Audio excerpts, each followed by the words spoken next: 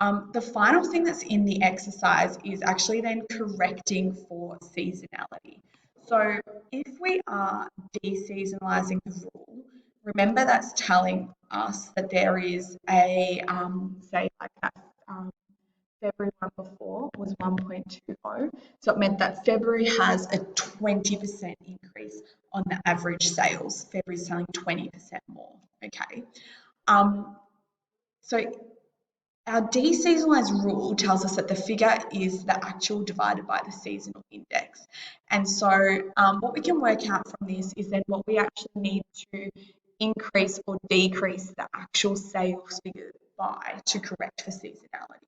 So if we've got here that winter seasonal index from before, the one that we just found, the seasonal index for winter was 1.30. So if we were deseasonalising the figures for winter, we would be taking the actual figure and dividing it by 1.3. Now, I've just rewritten this by separating that fraction. So what we're actually taking is 1 over 1.3 times that actual figure. And if you put that in a calculator like a fraction 1.13, that there becomes 0.769. So your deseasonalised figure comes from taking 0.769 times the actual figure. So what's actually happening then is our deseasonalised figure is 77% of the actual figure amount, or you can say that we need to decrease the actual sales by 23% in order to find that deseasonalised amount. From all of this, this builds onto 6E, which looks at fitting a trend line and then making predictions and forecasting. So I said before, the whole process of seasonalising this data is that then a company could make predictions about how many sales they would have in the future, maybe how much stock they need to order, how many staff they need to roster on for a shift at work, etc. So if there is a linear trend in the data that we're working with, we can use a least squares method to fit a line to the data to model that trend. So like what we were doing in chapter 4. And from that line then, we know we can use that line to make predictions. We can use that line to talk about the slope and the intercept and interpret what's happening with the rule there as well. So just a question to get us started here. We've got some data here that shows the number of government schools in Victoria over the period from 1981 to 1992. And the question wants us to fit a trend line to the data, and then interpret the slope.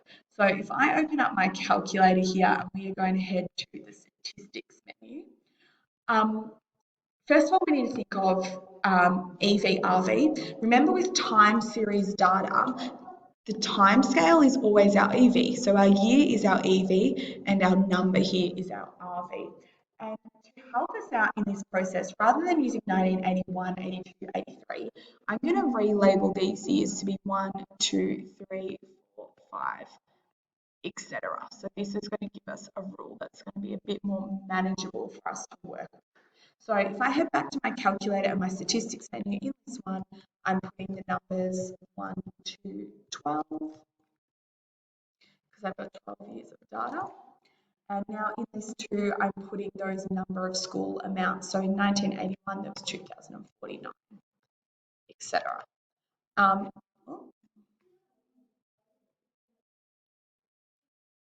If you've got your calculator there, you might want to type this in and follow up with me.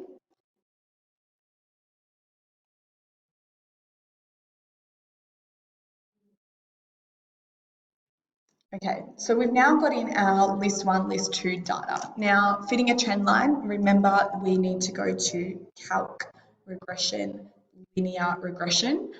X list is list 1 because I put my EV in list 1 and Y list is list 2 and I'm going to press OK. And in the rule of Y equals A plus BX format, I can see that A is 2,169. Let's just leave that to the whole number there. And B is negative 12.5. So if I'm writing down my rule now, remember it's Y equals A plus BX. So we said A was 2,169 oh, not plus because I had that negative slope there. So let's erase that. We don't want to pop that in straight away. My B value was negative. So I'm going to say minus 12.5x. Now, every time I create a rule, I need to rewrite the rule in terms of my variables. So what I'm saying here is that the number equals 2169 minus 12.5 times the year. And that would then allow me to have a rule to determine the number of government schools in Victoria for a given year. In terms of interpreting the slope now, remember our slope is this B value. So in this case, it's negative 12.5. And to interpret the slope, I do have a bit of a standard form of sentence that I would use. So the slope indicates that on average, remember on average are the magic words because this line is an average line fitting through all the points. For each 1 year increase, the number of government schools decreases by 12.5. So that's saying that each year from 1981, 12 and a half government schools have closed. And so those schools are shutting down in that rate. Remember, it's talking government schools, so it doesn't mean schools in general, maybe independent schools are opening and things like that. But that's the interpretation of the slope there for us. So if we head on down, we can then talk about forecasting. And forecasting is a fancy word to use the trend lines to make predictions about the future. Remember, when we're making predictions, we want to be using those words interpolating and extrapolating. So interpolating is when our predictions are using data within the range of the data that I originally started with, and extrapolating is when my predictions sit outside of that range. So this question here, it says, how many government schools can we predict for Victoria in 2015 if the decreasing trend continues? Now, remember up here that I called 1981 year one. So that means now for 2015, 2015 then is going to be year 35. So you could count that out on your fingers if you need to, but 2015 is year 35. And so if I jot down that rule again, it's 2169 minus 12.5. So the number of schools equals 2169 minus 12.5, in this case times 35. That's what I'm substituting in for that year 2015. And so on my calculator, I just press OK. It's going to plot the regression line. I can flick back to the main menu. 2169 minus 12.5 times 35, and I get 1731.5. It said correct in the nearest whole number, so we're going to say 1732. So this is telling me that if that trend continued in that decreasing pattern in 2015, there would be 1,732 government schools in Victoria. That works quite well, that we can fit a trend line and we can make that prediction there. There's skills that we've learned before. What gets a bit tricky is when we need to make these forecasts with seasonality present. So if we have seasonal data, we need to de-seasonalize it first before we put in that trend line. So remember, the whole purpose of de-seasonalizing the data is to get rid of all those erratic bumps that happen and just see the underlying pattern. So this is back on Mickey's shop like we were before, and we've got here that the de-seasonalized quarterly sales for Mickey's shop are in the table. So we found all these numbers before. Fit a trend line and interpret the slope. So on my calculator here, I have entered in the data from Mickey's sales. So I've got 1 to 12 in list 1, and I've put those quarterly figures now in list 2. So 893, 943, 955, etc. For me to make that trend line again, we know that we go calc, regression, linear regression, list 1, list 2, okay. And I can see here now that my A value is 837.98 and then my B is 32.066. So let's write these two 3 significant figures, which means for me to write this rule here, I'm going to say that Y equals 838 that was my A value, plus 32.1 for B times X. And so if I rewrite this in terms of my variables, I'm saying that the sales is 838 plus 32.1 times the quarter. Now, it says here for me to interpret the slope. So interpreting the slope wants me to be talking about this 32.1 figure. And so again, the slope indicates that on average, each 1 unit increase in the quarter, the sales at Nikki's shop increase by $32.10. Okay, so that slope is showing me for each extra quarter, sales are going up $32.10 there.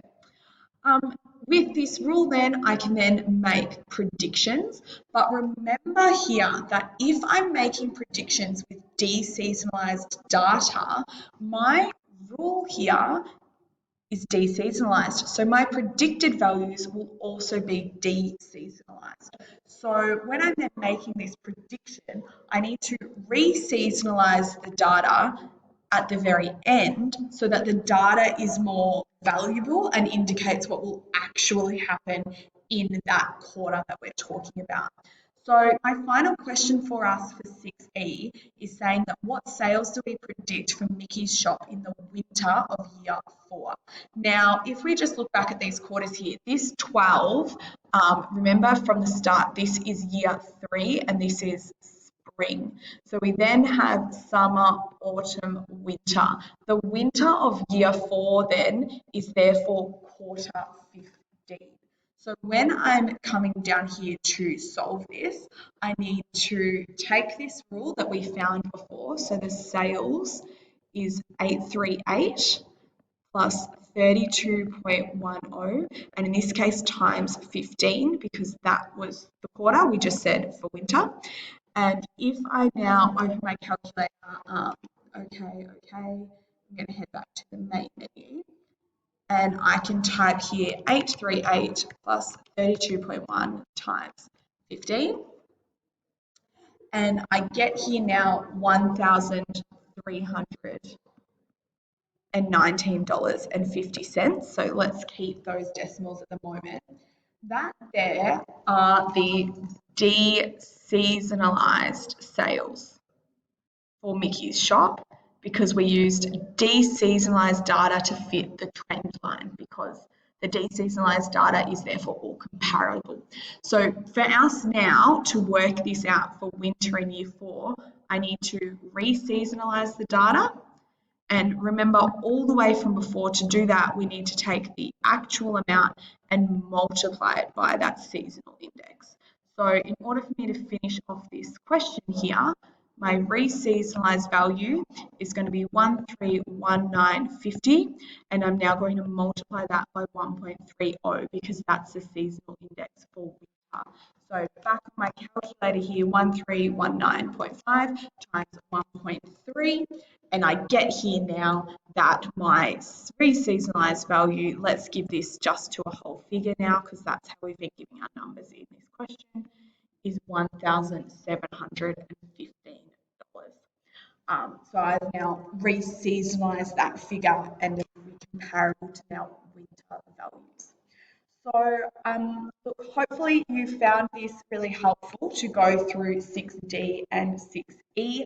My task for you now is to be completing the work from these exercises. And if you have questions or confusions, etc., please bring them to the classroom for next lesson so we can talk through them. But yeah, hopefully that was helpful. I've been told to tell you to like and subscribe, so please sign up to my channel and enjoy the rest of your day. Bye.